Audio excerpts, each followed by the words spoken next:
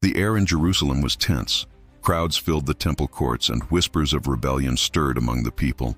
Rome's shadow loomed large. Its soldiers patrolled the streets. Its taxes weighed heavily on every family, and its image was stamped on every coin that passed from hand to hand.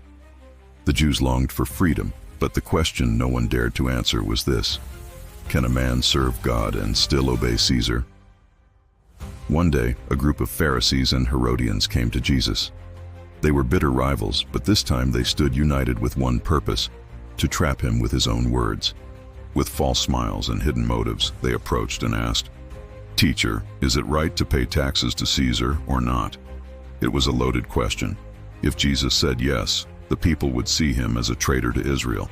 If he said no, the Romans would brand him a rebel.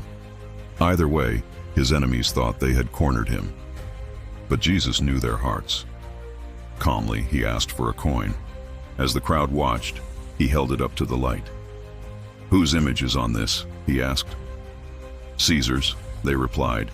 Then, with a voice steady and filled with wisdom, he said the words that silenced them all: "Render to Caesar what is Caesar's, and to God what is God's."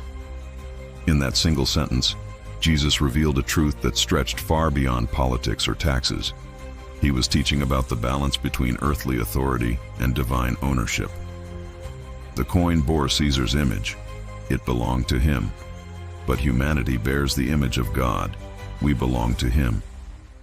Pay the tax, Jesus was saying, but never forget who you truly serve. You may live under Caesar's rule, but your soul answers to a higher king. It wasn't just about money. It was about allegiance.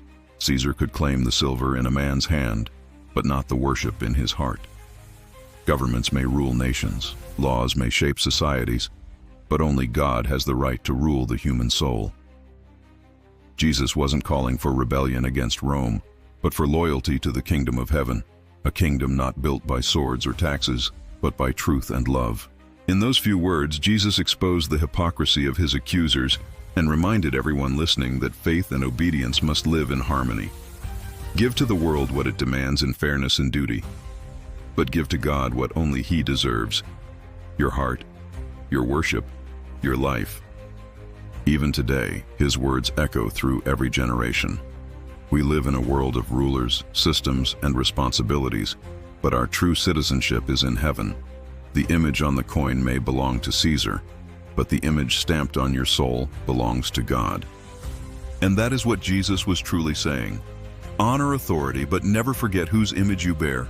For the world may claim your work, but only God can claim your heart.